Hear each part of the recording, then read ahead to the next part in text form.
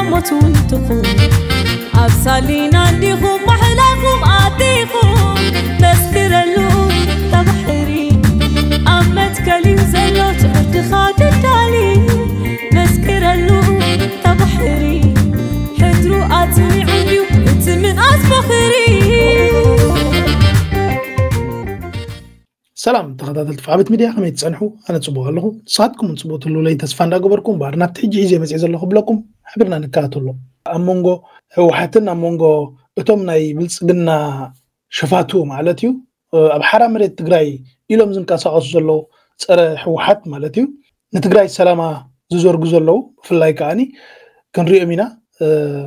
نعرف نديك حق نتالو زيزيانا زبهال زلو كسيلنا داراني هنكيدنا أروما بلس قلنا لهم ليتي توناس أبز تبهالي أبدوب كل التقراي زركب مريت تقراي ناي درون متكعتي جيرون له تمالي بحسر زبالة أتنبيها نيرئية أفنشا كهرم عينيا أيتن زيا عينيا نبع خيط خون غريتا قبرنا تي ناي تقراي لانجوجي مثلا زي تقرينيا يكونون زي يننع ينبع نفلي الله سوري نغطسل قد واي خير خيبو دازي إذا خنو بلاد أنا هنا صحفتي ويدما توم تقارن يوم صحيفة ما انت زينا حق يا مالتيو انتايد أي رخيبو وزي سبك زلو ده حندي تشيلكم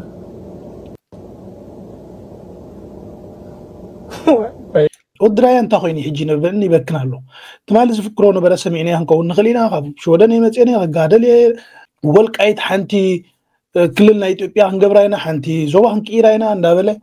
أنصار حوحات شفيتو تسرح زنبره لو من تاي كوينيو دبك زلو انتلنا مزازيناينا هنتاساسرا زا غداي مصيص اتولا اتي زبحال زلو هوره ناي كينات ودخيناتكا كم زنريو زلناي سلازي غداي دحنيا على مريت الله ودم يلون نقدمت كرينا نغصل واي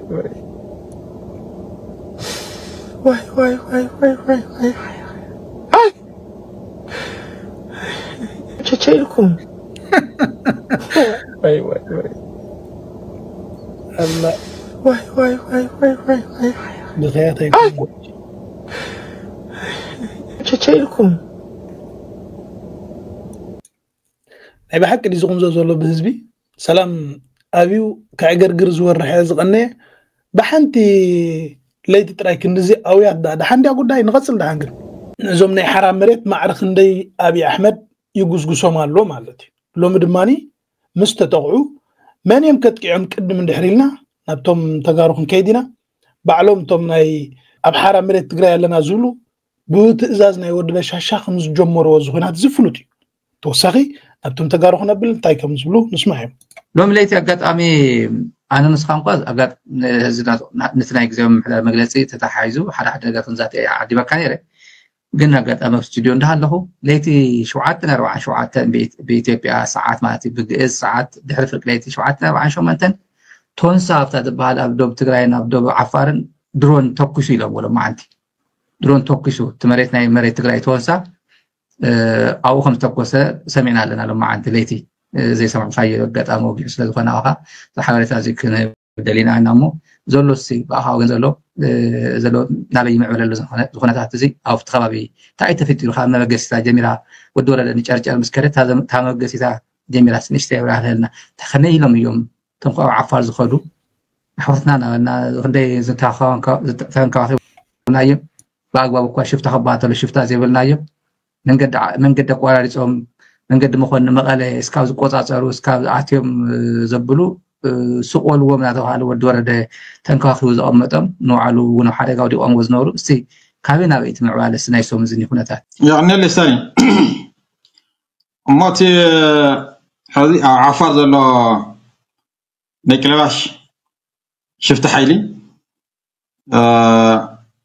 دحريت نايت 15 ناشراويت وسانه هاي تعامل النظام تقنطي لهم تخدو مستمكا حقوق حتكون تقنطي لهم تخدو أولاد عفار مس منجس فيدرال عفار منجسن بمتحوار عفار سلطان خويهم صنيحهم كتاخ خوهم كودوهم يوم صنيحهم ملو زبال لوجيستيك اول قرب غبر لهم يصنيحهم سلازي منجس فيدرال تግራይ ንምዋኽ እንካብ ዘለዎ ድሌትን ባህግን ተወጊሱ ፀረ ትግራይን ፀረ ህዝቢ ትግራይን ዝኾኑ ስራሕታት መደባት ሓንፂፁ እዩ ክፍፅም ፀኒሑ ኣካል ናይ ፌደራል መንግስቲ ዝኾነ ግዝያዊ ምሕዳር ትግራይ መደባቱ ከየፃፍፍ ስራሕ ከይሰርሕ ዝዓነወን ዝበረሰን ትካላት ናይ ትግራይ ናብ ሕውየት ክምለሳ ከይሰርሕ ዝተረጋግዐ ምምሕዳር ከይህሉ እቲ ህዝቢ እውን ናብ ሰላማውን ሕጋውን ኩነታት ከይምለስ ኮነ ኢሉ ክዘርግ ከባላሽ ይፀኒሑ ማለት እዩ ስለዚ ኣብ ዞባ ደቡብ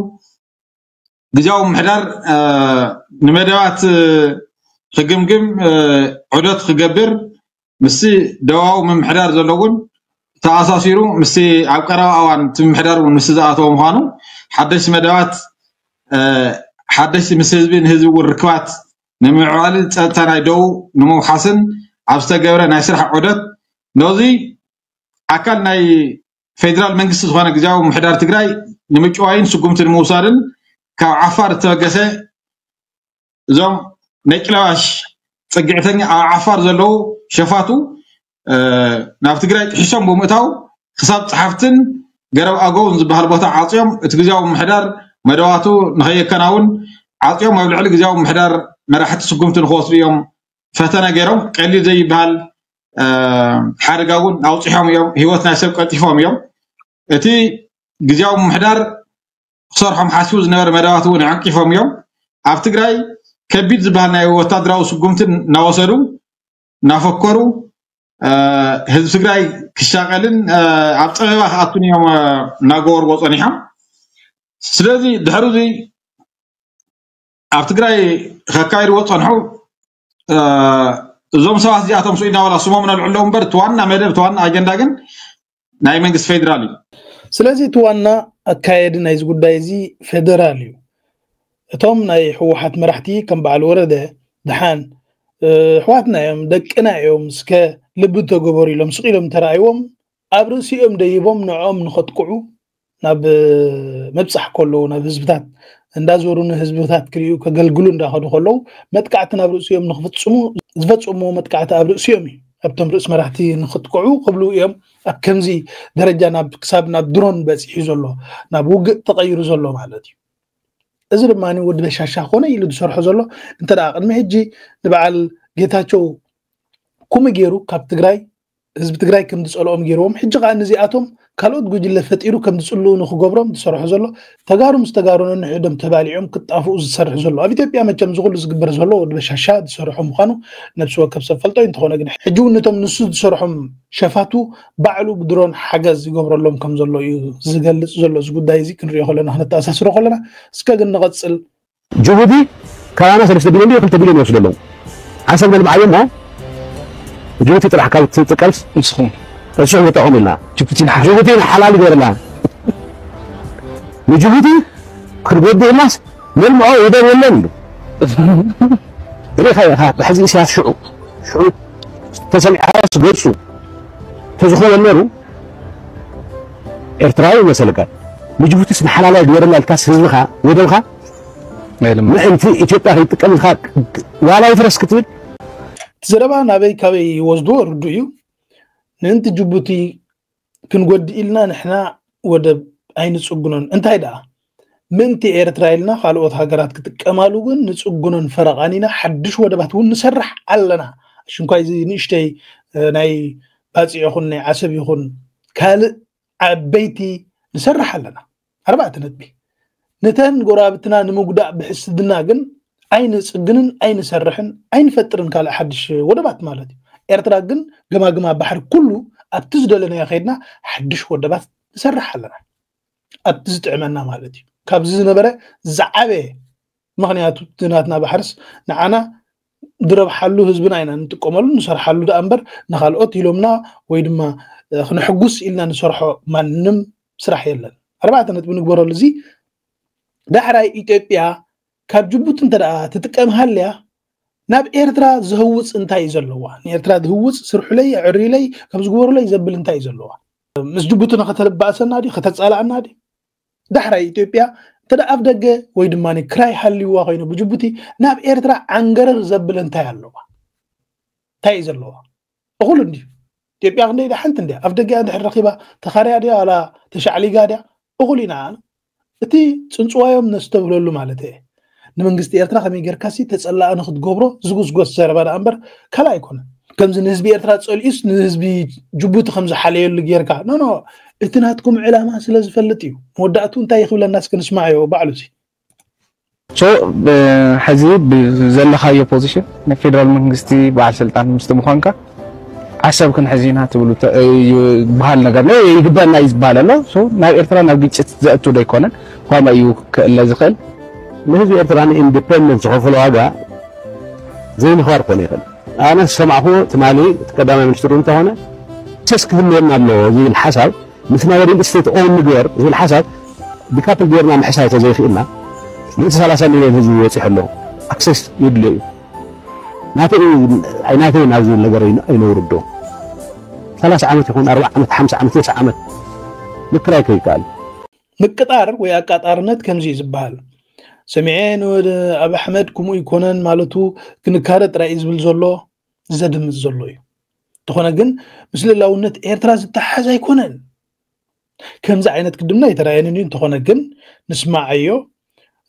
كنسمع ذي كنا استحق سلازخونة ترينا أنت فيديو زبلو زلوا نقربان بري تفينا يكونن كلاتنا إيرترا أنت كم زبلو زلوا قن ما عرف ندي نزهز بإثيوبيا نخدنا بروح يحكم زبلو بكل عينة كوانكا نغتصل عامات يكون 4 عامات 5 عامات 9 عامات مكراي كيقال عصبي إثيوبيا نشانو عصبي إثيوبيا سلهونش نو 100% period بس كنت أنا هنا بلو نزي ناتنا دي زبلو زلوا ولا أنا إيرترا كم زي أجيرو عميت وهذول الزرباس نبي يخطو يادلي هنا كنوننا يكون إني كويلو أكسس سلز بزح زول إز الدراما زين كم زي من حزبه من دادانا جروزت فوق زلوس نينا حزب إيرترا كعشوه حزب إيرترا مثلنا خم تحزبه ميز مسلم حزب إيرترا كم تحزبه ميز مسلم مثلني زي ربدا انتايلو قستو انتايلو أي بلن قستو زي ربدا غيرهم دوس دو ممز وعجن غريلان دوغو عالدي مسلم حزب إيرترا حزب سلازوغنا السب سلازوغنا التحساسبو كم تحزبه ما يكونن لب جبورينا هنقول ندلي بألف مروخات كنواردات مسوات كلنا بشفت عاصمرانا أديس أبابا هناچو وسداچوال ኢትዮጵያ 5 ራስ ገዞች ነበሯት ኤርትራ አንድ ራስ ገዝ ናት ትግራይ አንድ ራስ ገዝ ነው አሰብ ሌላው ራስ ገዝ ነው ድሬዳዋና ኦጋዴን ነበሩ አምስቱ በዚህ ራስ ገዝ ነው ስታስተዳድር ነበር አሰብ ራስ ገዝ ነው ሰነድ ኖራት አልኖራት ኤርትራ ነፃ ወጣች ነፃ ከወጣች በኋላ ቴሪቶሪያ ምንድነው አሰብን አይጨምርም ራስ ገዝ የሚባለው ቴሪቶሪ ይዛ ነው ነፃ መውጣት የነበረባት አይ ለምን እዛ ትሄዳለች አሰብን እንጨምርባት ተባለና አዲስ አበባ የነበረው ኤርትራዊ ደግሞ አሰብን ጨምርላቸው መጨረሻ ላይ ለምሳሌ ኤርትራ ወደ አገርነት ለመቀየር በመትሄድበት ሂደት ውስጥ አሰብ የት ጋር ነበር የሚል ጥያቄ የሚጠይቁ ሰዎች አሉ በኤርትራ ስር ነበር ወይ እና የቅኝ ግዛት ውሎች የሚሉት ሲገነጠሉ የነበራቸውን ግዛት ብቻ ይዘው ይሄዳሉ የሚል ሆኖ ሳለ የኢትዮጵያ የባህር መውጫም አንድ ላይ ተደርቦ ተሰጥቷታል የሚል ክርክርም አለ አብሮ ለዛ ኤርትራ በእንግሊዞችም ጊዜ በጣሊያኖችም ጊዜ ከዛም በኋላ በመጨረሻ ላይ በደርግ ወቅት እዛው ነበር አሰብ ከኤርትራ ውስጥ ነው አሰብ በመጨረሻው ጊዜ ራስ ገዝ ሆኖ አልነበረም ወይ አሰብ ራስ ገዝ ማለት እኮ ኤርትራ ውስጥ ነው ራስ ገዝ ነው ከኤርትራ ጋር እንዲታርጉ ኤርትራ አስተዳደር ውስጥ ነው ራስ ገዝ ሆኖ እንጂ ኤርትራ አሰብ ሁሉ ጊዜም ኢትዮጵያ ከዚህ በኋላ ኢትዮጵያ የምትባል ሀገር በምንም ጊዜዋ የባህር በር የራሷ የባህር በር እንዲኖራት የመሆን ተስፋ የሌላት ሀገር ናት ማለት ነው የላት አዎ አይነበራን የብላን አይክሏኒ ተሐሳው ግን ታይخبጽኒዮ ኤርትራስ ሓንቲ ግዛአታትና ኢትዮጵያ ከምዝ ነበረት እቲ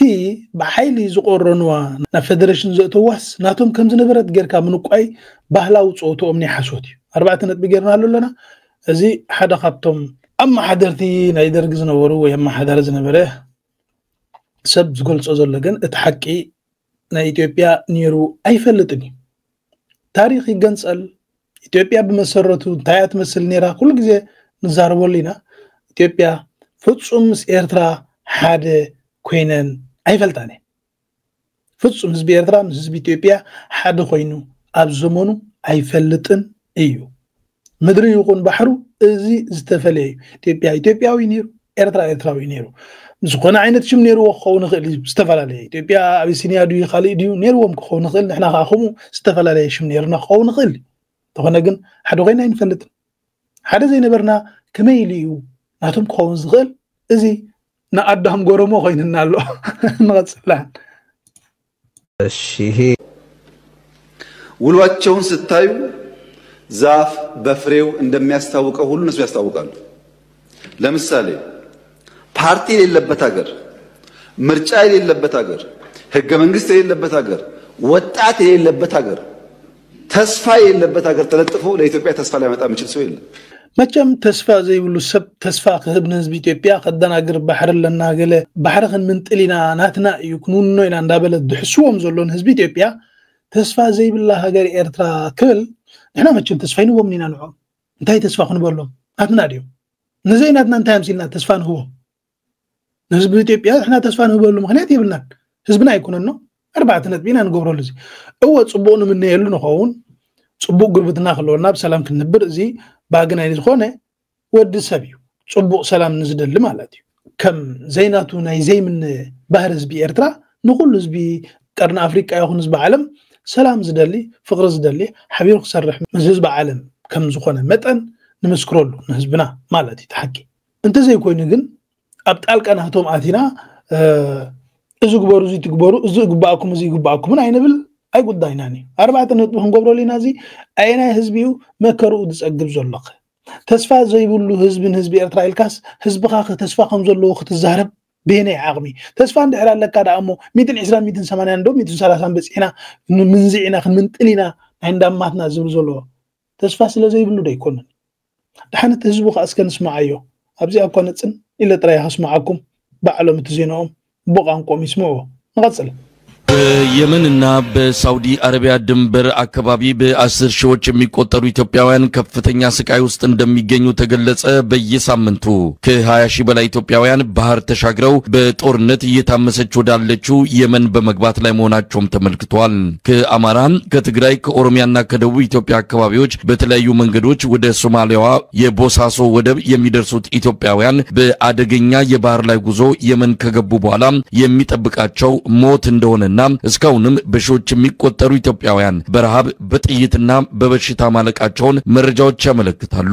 ወደ ሳውዲ አረቢያ ለመግባት የመን ድንበር ላይ የተከማቹት ኢትዮጵያውያን በየመን ታጣቂዎች የሚገደሉ መሆናቸውን ወደ ሳውዲ አረቢያ ለመሻገር ጥብቅ የሆነ ቁጥጥር የሚደረግ በመሆኑ ወደፊት መሄድም ሆነ ወደ ኋላ መመለስ ሳይችሉ ቀርተው በበረሃማው የድንበር አካባቢ በከፍተኛ ስቃይ ላይ እንደሚገኙ ነው ጉዳዩን የሚከታተለውና በአቅራቢያው ከሚገኙ የግብረሰናይ ድርጅቶች ጋር የሚሰራ አንድ ኢትዮጵያዊ የሚዲያ ባለሙያ ለአንከር ሚዲያ የገለጸው። የአብይ አህመድ አገዛዝ ትኩረት መስጠት አልፈለገም፣ በስደተኞች ስም ገንዘብ ለማግኘት ጥያቄ በማቅረብ ላይ እንደሆነና የዜጎቹን ሕይወት ለመታደግ ምንም አይነት ጥረት እያደረገ እንዳልሆነ የሚዲያ ባለሙያው ገልጿል። አሁንም ስደቱ ቀጥሏል። በመቶ ሺህ የሚቆጠሩ ኢትዮጵያውያን ወደዚህ የሞት ቀጠና ለመሰደድ ወደ ቦሳሶና ሌሎች የወደብ አማራጭ አካባቢዎች እየተሰደዱ መሆናቸውን የሚገልጸው የሚዲያው ባለሙያ ሁኔታው እጅግ አስደንጋጭ ነው ይላል። ይህ ቦታ ያለው ተስፋ ኢትዮጵያ ዝኹን ሰምዖት ጸናህናዩ እዝን ሪኦ ዘለናዩ ናብታ ሲኦል ኮይና ዘላ የመን ዝስደት ዘሎ ህዝቢ ኢትዮጵያ ባሕሪ ተሳጊሩ ማለት እዩ መቸም ናይ ኢዶም ኣይሰኣኑን እቲ መራሕቶም ዝገብሮ መስጣ ህዝቢ ኤርትራ መንእሰይ ኤርትራ ዝወርዶም ዘሎ ምዃኖም 4 ነጥቢ ክንገብረሉ ኢና እንተኾነ ግን ሕማቕ ኣይጠቅሞም ነቶም መንስያት ወይ ነቶም ህዝቢ እንዳበልና እዚ ግን ውፅኢት ናይ ተዘሓቆኑ ወፀባ እዩ እንታይ ከም ዝመስል ዘሎ ተቐፅል ንስማዕ እና በሳውዲ አረቢያ ድንበር ነው። ብዙ ጊዜ ኢትዮጵያውያን ተሰደው የሚያርፉበት ወደ ሳውዲ አረቢያ የሚሸጋገሩበት መንደር ነው። እጅግ በጣም ሰፊ የሆነ በረሃ ነው ማለት ይቻላል። ከሳውዲ ርቀቱ በግምት 100 ኪሎ ሜትር ከድንበር ጠባቂዎች የራቀ ነው። ነገር ግን ብዙ ኢትዮጵያውያን ድንኳን ራሱ እየሰሩ ድንበር ሾልከው ለመውጣት የሚጠቀሙበት አደገኛ መንገድ ነው። ይህ ቁጥር ያያችሁት ከ20 ሺህ በላይ ኢትዮጵያውያን በአንድ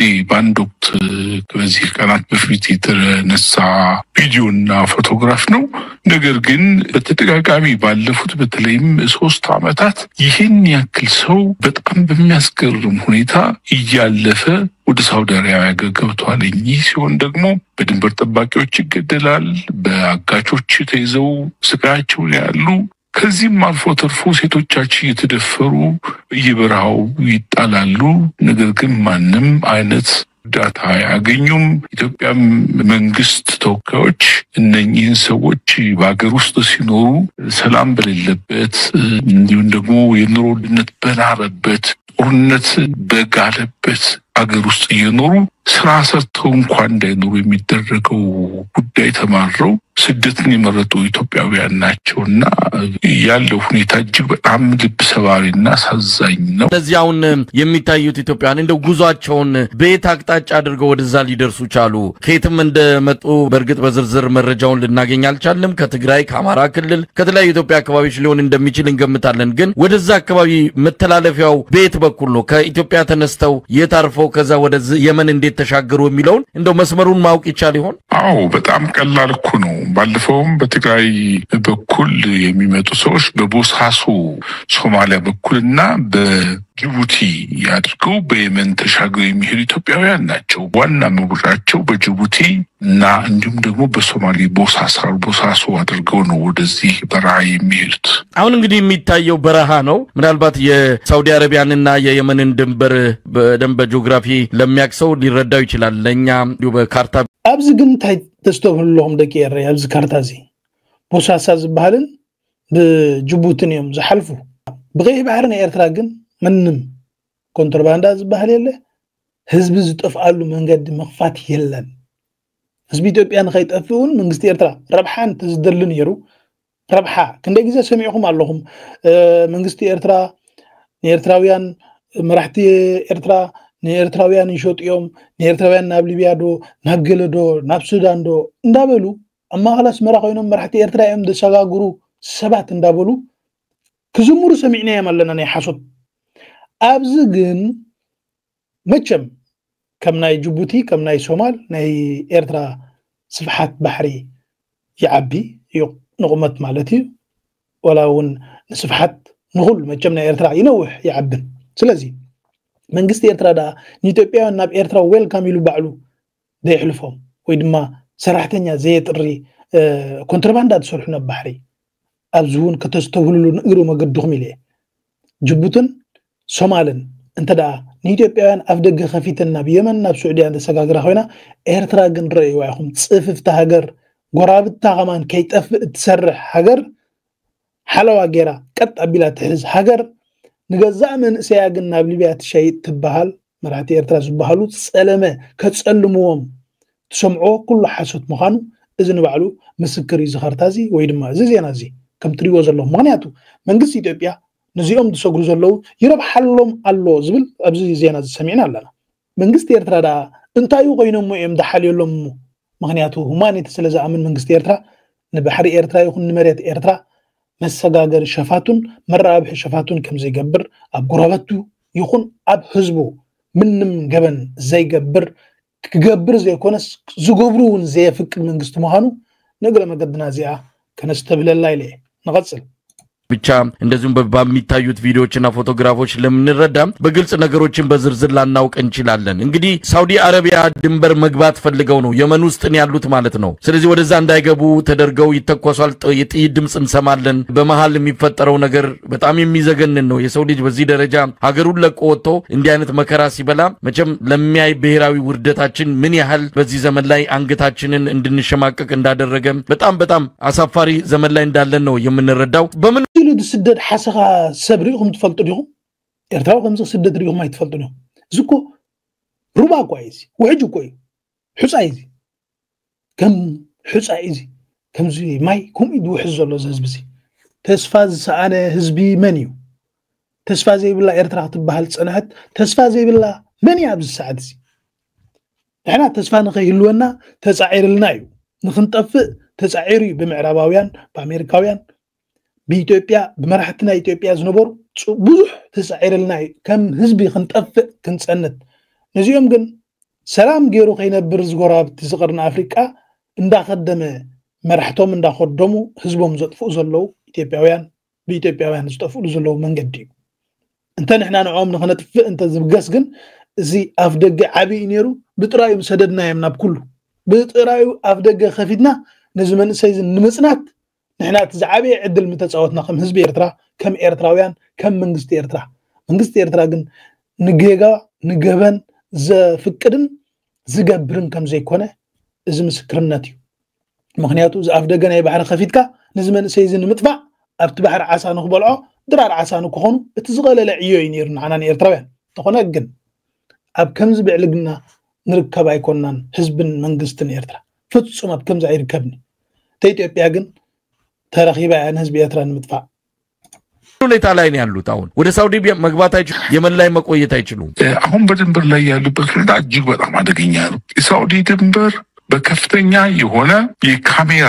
የሚጠበቅ ነው ስለዚህ ከፍተኛ የሆነ መስዋዕትነት ከፍለው በሞትና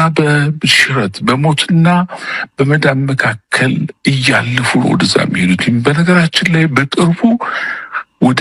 20,000 የሚሆን አስክሬን በሳውዲ ድንበር ከተማ በጀዛን ውስጥ እንደሚገኝ መረጃዎች ይጠቁማሉ ነገር ግን እዛ አካባቢ ያሉት በጅዳና በሪያድ ያሉት ኤምባሲ ያሉት ሰዎች ጀዛንም እንኳን ሲጎበኙ አስክሬናቸው የትም ተጥሎ የሚገኘውን በየሆስፒታሉ የሚገኙትን ሰዎች ለመቀበልና ለቤተሰቦቻቸው ለመናገር እንኳን አልደፈሩትም እና ያለው ሰቆቃ እጅግ በጣም አስቸጋሪ ነው ይበንዲ እንዳለ ደግሞ በእስር ቤት ይህንኑ ያህል ሰው 50 እና 60 ሺህ የሚሆን ሰው ደግሞ በእስር ቤት ሲገቡ የተያዙት በስቃይ ላይ ናቸው እና ኢትዮጵያውያን ልናፍር ልንሸማቅ የሚገባን ጊዜ ማለት አሁን ነው መንግስት በዚህ ጉዳይ ትኩረት ሰጥቶ እየሰራ አይደለም እንደውም ከሳውዲ መንግስት ጋር በመገናኘት ስደት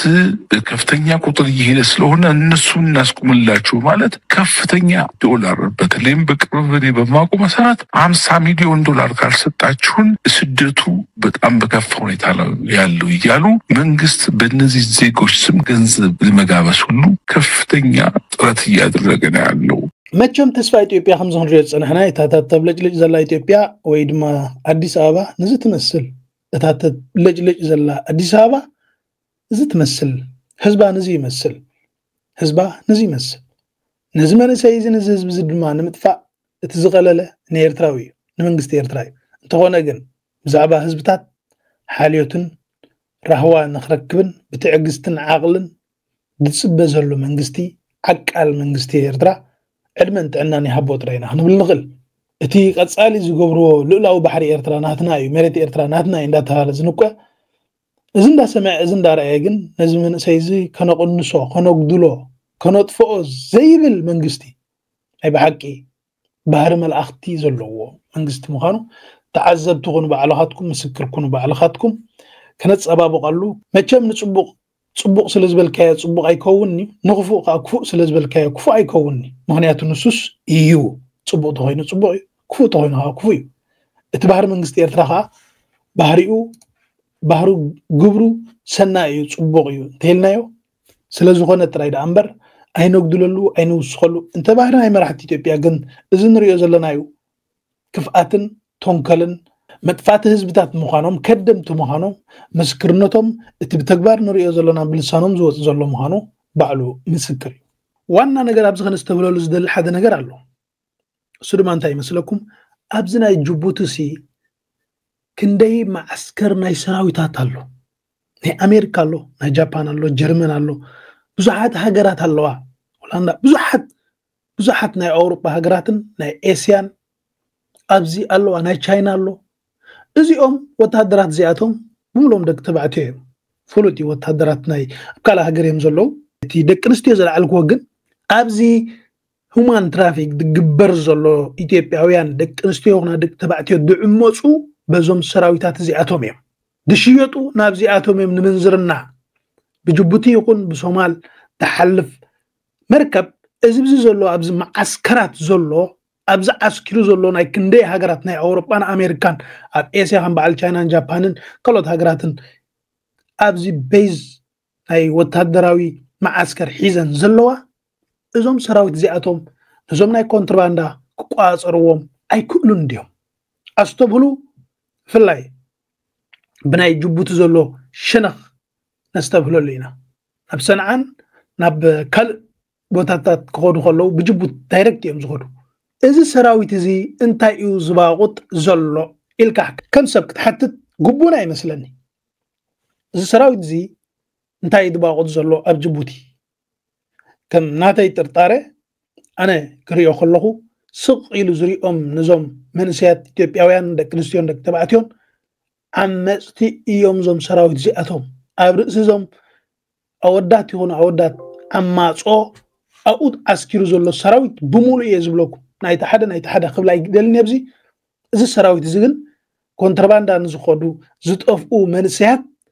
كحلون كعقبن زي كل كدحن زي كلن شفاتو دا قتلون دا غرفون سقيلو زرئي انتاي مخسب سلازلو ويو نخندي عمتات أو عسكيرو زلو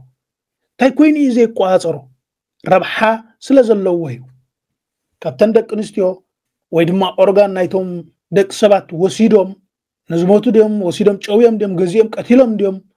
نتناتوم سراويت مقاير أقحاني أورغان كوغبرو يخوليم نبتا أكالاتوم كليتوم دي لبوم دي سامبوم دي عينوم دو بزي قدس ودسب كم مكينا ينبروتو سقير أبز اوانزي أبز ترطار لني أبز سراويت ناي أب جبوتو زولو عسكرو زولو مع عسكرات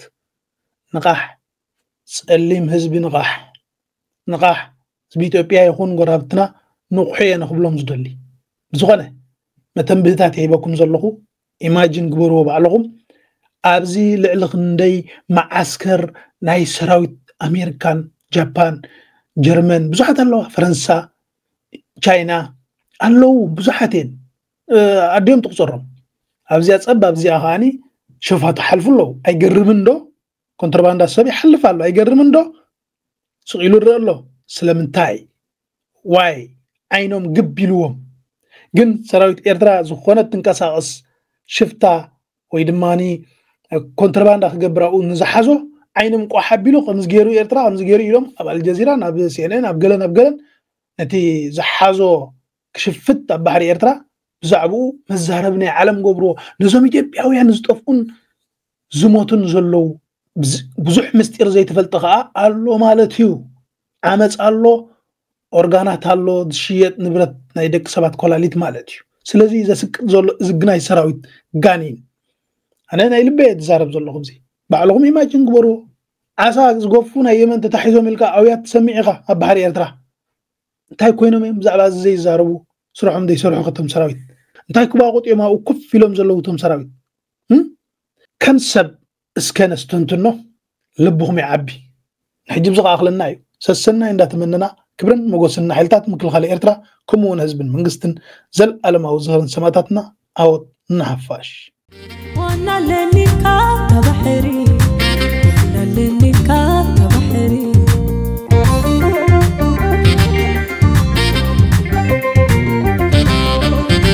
نكوني ونعها دفاري نتمال رسي عسك كبت سدلي نكوني وعرد خادفاري واتخا سنتي غس شاي كازدلي وانا لكا تبحري وانا لكا تبحري وانا لكاندي تبحري وانا لكاندي تبحري